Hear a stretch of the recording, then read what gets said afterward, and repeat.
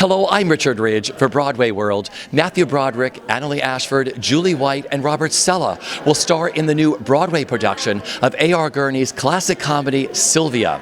Under the direction of Daniel Sullivan, it will open on October 27th at the Court Theater, and we drop by the rehearsal room to meet the company. First of all, welcome back to Broadway with Sylvia. Thank you. Did you know the play really well, Matthew? Obviously you did. I knew it pretty well because my wife, Sarah Jessica Parker, did it originally, and so I came and watched her in it lots of times, you know, off Broadway, and Blythe Danner and Charles Kimbrough. Joey Tillinger directed it, and it was the most perfect little gem. I remember it very well. Yeah. So we have a lot to live up to.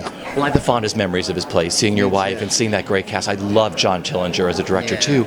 Now, you have Daniel Sullivan this time. First time working with him, right? First time with Dan Sullivan. I think I've done like readings that he did, but Sarah's always tells me you have to work with Dan Sullivan, and actors really love him, and that's been great. He's so smart, and he's very calm. Yeah. Oddly calm. He said you're all bringing your A game. He said they're all doing my work for me. Oh yeah, that's good. That's good. So right? far, week 2, yeah. No, it feels like that. It's such a good cast. Yeah. Had you worked with a lot of these people before? No, I know Julie a little bit, and I've seen her in a million things, but I've never worked with her. Annaleigh, I've only seen, never worked. I know Robbie Sella for years and years, but I've never worked with them. I know them, but I have never worked with them. You know, Dan was saying that he directed Pete's first show at Lincoln Center, that of course starred your father, the late James Broderick, and you were like 8 years old, like wandering around backstage. Do you remember that time period?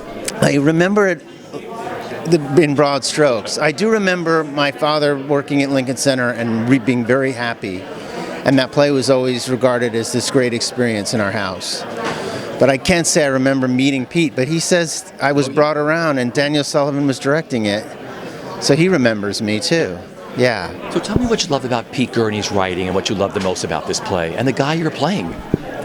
Well, I've always liked Pete Gurney's writing. He's very funny and specific and with an edge to it too. And, you know, he writes about this very refined, in a narrow group of people in a way, but it's very, you can translate it to anybody, I think. They're very human problems. And, you know, Neil Simon wrote about one part of Brooklyn and those Jews in his, so Pete has his own group like that. And he's a beautiful writer. I remember I did Love Letters for a while, which is so funny and everybody laughs, and then at the end of the play they're sobbing. You don't know why exactly. He just sort of magically gets you very into it and moved. I don't know how. He's a wonderful writer. And you've been going from show to show too. I was telling like Annaleigh, this is like the old days when stars used to go season by season. It's pretty cool, right? I promise to stop soon. No, don't ever stop. Yeah, I didn't mean to. I thought after that, I did the last play a long time. I thought, let me take a break. But then this came up, and I just love this play. So, good. Thought I'd give it another shot. Here we are.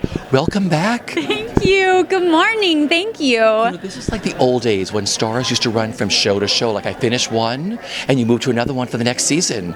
It's actually unbelievably beautiful and magic that I get to be back on Broadway again this fall and winter. I'm so grateful. I'm so happy, and I'm, you know, living the dream, as they say. No, totally. Like, for real. Did you ever think you would have a career like this? I mean, everybody hopes, like, I get on Broadway in a show.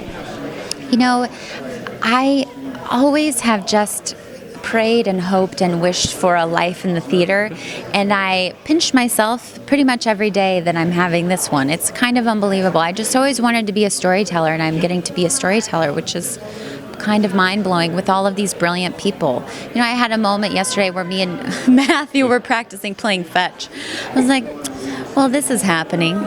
This is happening. Julie White chilling, hanging out, Robert Sella doing magical things as multiple characters, and sweet Dan Sullivan guiding us with love and laughter. It really doesn't get any better than that, does it? No, it's really, this is as good as it gets. I mean, really, it's kind of unbelievable. Did you know the play before you started? You know, I knew the play from when I was in, right before I started college. There's some lovely monologue pieces that sometimes people do. And so I always knew how important the role was and how special the play was. And then when Daryl Roth and Jeffrey Richards said, we're going to do Sylvia, we'd like you to play Sylvia, I was like, what? Oh my God. I got up first thing the next morning to go get the play because I couldn't wait to read it again. And it was everything that I remembered it to be: sweet and funny and poignant. And also like a beautiful exploration of that mysterious world that we have with animals. I was asked, what's it like playing a beautiful dog? My goodness, it's been the greatest challenge of my professional career to find a physical language of a dog, because I can't walk around on all fours in the play. That's kind of not what we're doing. What we're doing is giving you like a representation of the dog. So finding a language where instead of walking on four, I'm walking on two, and instead of seeing with my nose, I'm seeing with my eyes. So kind of marrying that language to create a hybrid effect of a dog, human, lady, person. Did you know the play well before you got this? You know, I really didn't, and it's never been on Broadway. I remember it being, a big hit back in the day, but I don't know where I think it was when I was in Los Angeles doing Grace Under Fire. Sure. So I never got to see it, but it has always been intriguing, and it's been done all over the country. I mean, many people have seen it, but I have not. I've not. So it was new to me. So talk about the woman you're going to play. Well, it's like such a 360 from Airline Highway. I've sort of got a whiplash. Because, Mr. Gurney writes such sort of elegant and sophisticated people. And it's a far cry from a drug-addicted sex worker. I'm playing a lady who has been married for a good long time, which is something I've never managed to do. So it's really interesting to play it. We've raised children together and gotten them all in college, and the play is set in '95, and it's really shocking how different an era it is. It's so like pre-9/11, pre-computer, pre-smartphone. It feels so romantic and kind of nostalgic and lovely. But anyway, I'm a lady who went back to school and, got her master's and is resuming her career after raising her kids, and is really sort of sweetly high-minded and very charming, and definitely doesn't want a dog. Totally. And working with this company, you've been in rehearsal for how long? We've been in rehearsal 2 weeks in a day, or 2 weeks, something like that. That extra day helps. It's like 2 weeks in a day. Yes. So, so what is that? 13 days of rehearsal.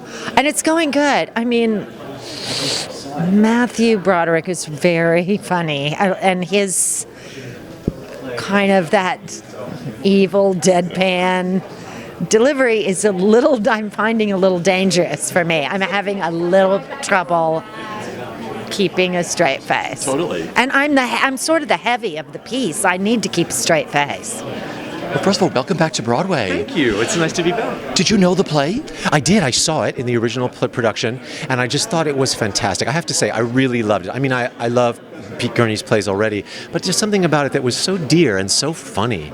And so, in a way, it's intimidating when you've seen a great cast to try to step in and make it great again. So I hope we will. Who were you playing? Tell us. I play 3 characters who are just delightful. It's Tom, who's sort of a guy that is at the dog run, and Matthew's character, and he kind of talk about their dogs. I play Phyllis, who's a former classmate from Vassar of Julie White's character. And then I play Leslie, who is sort of a gender non-specific character that the married couple come to talk about their future. So it's just fantastic fun. So. And working with this cast. Oh my gosh. You know, when you hear about a group of people, you're always hoping that you'll be, that you'll be excited about all the people. And here, everywhere I look, I think, oh my gosh, look who's great, look who's great, look who's great. It's fantastic. So. And then there's Daniel Sullivan, who you have a history with. I do. I got to do Stuff Happens with him at the Public, which was one of my all-time favorite experiences. I mean, that play was so important and so wonderful, and that was another cast of people where everywhere I looked, I thought, boy, am I lucky to be here. And now to be with him again, he's so smart, he's so calm, and he's so generous about letting you just work. It's been a delight, I have to say. Because he says you're all doing his work. He said this is such a perfect cast. I mean, everyone brings everything to the table. You're all hilarious. Oh, well, that's nice to hear. We're at that point in rehearsal where you think, do I know what I'm doing? What's next? That moment before you break through to the next thing. So it's exciting but scary, too. What are you looking forward to the most with bringing Sylvia to Broadway? It's never been on Broadway. No, I'm excited for people to see it. I think, as much as Off-Broadway can do, and even Broadway, it's nice to see some of these plays come back so that we can revisit them. I think it's tender. I think it's funny. I think people are going to walk in and just float out of the theater because it's so entertaining. It's about love, and there's never too many plays about love as far as I'm concerned. So I just want people to see it. Well, I am very excited. I adore this play. I have the fondest memories of the original production here in New York. It's never been on Broadway. No, it's not. I think that there was, Lynn Meadow told me that there was some movement afoot to move that production that never happened. So, but I also had a wonderful time when I saw that production. It impressed me greatly, and I thought I'd love to do that sometime with Pete. So the opportunity arose. What do you love about the play, revisiting it, reading it again? Well, it's such a wonderful love story, really, and incidentally, a sort of love triangle. But I also find that now, 20 years later, being an empty nester, my kids all grown and gone, and now I have two dogs who have sort of taken the place of the kids, so it sort of reflects my life more than it did 20 years ago when I saw it. And what a cast you've assembled. They're a great group. They're absolutely a great group.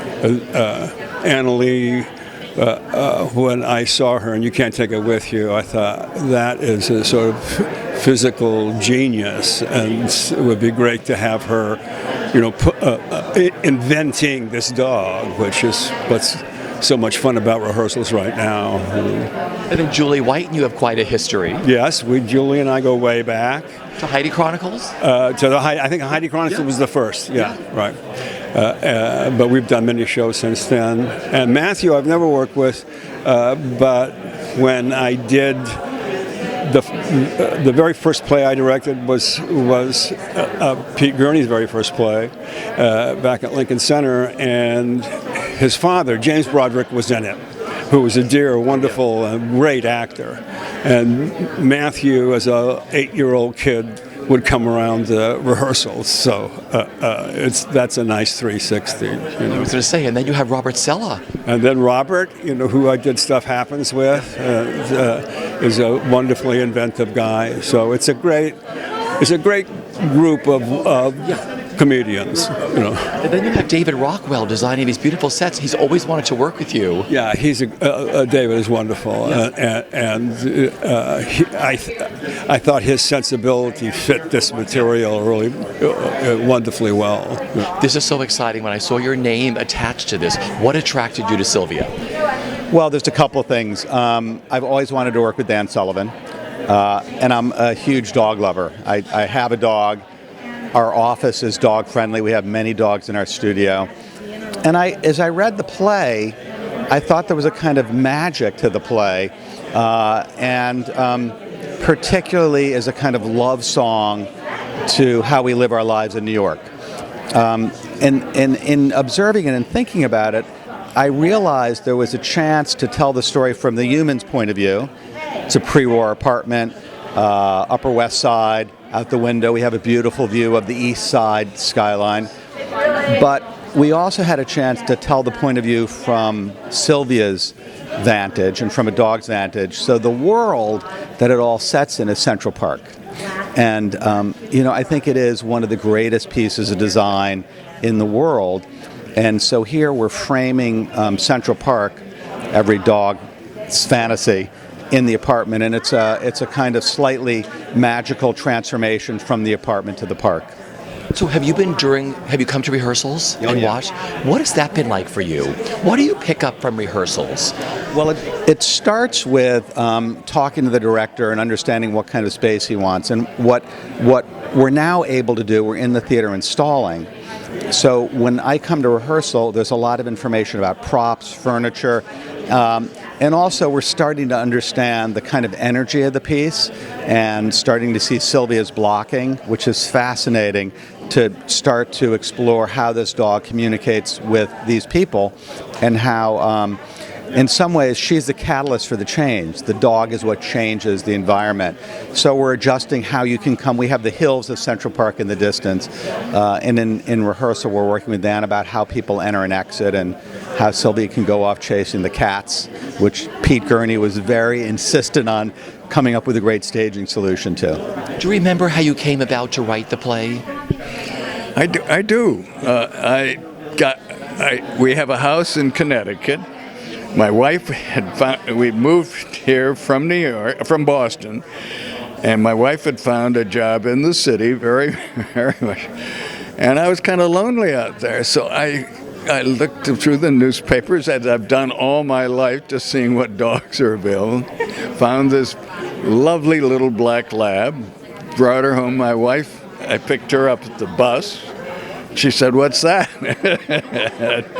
I said, "That's a dog, I want it." And she said, "We're living in New York." We had a little apartment in New York. A dog doesn't go in New York. You get rid of it.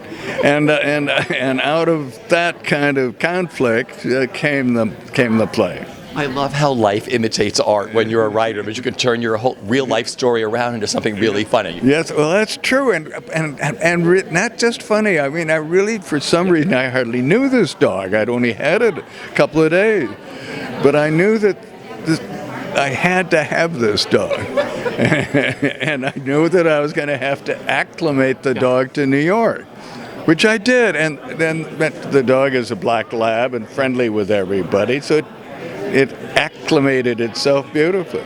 I love that. What are you looking forward to the most, Pete, with having Sylvia on Broadway? Oh, I'm just looking forward to having it run and having audiences like it, having my children see it, though they've seen it probably too many times. But just being the playwright of a play that really seems to be working on Broadway. I'd love to have that happen.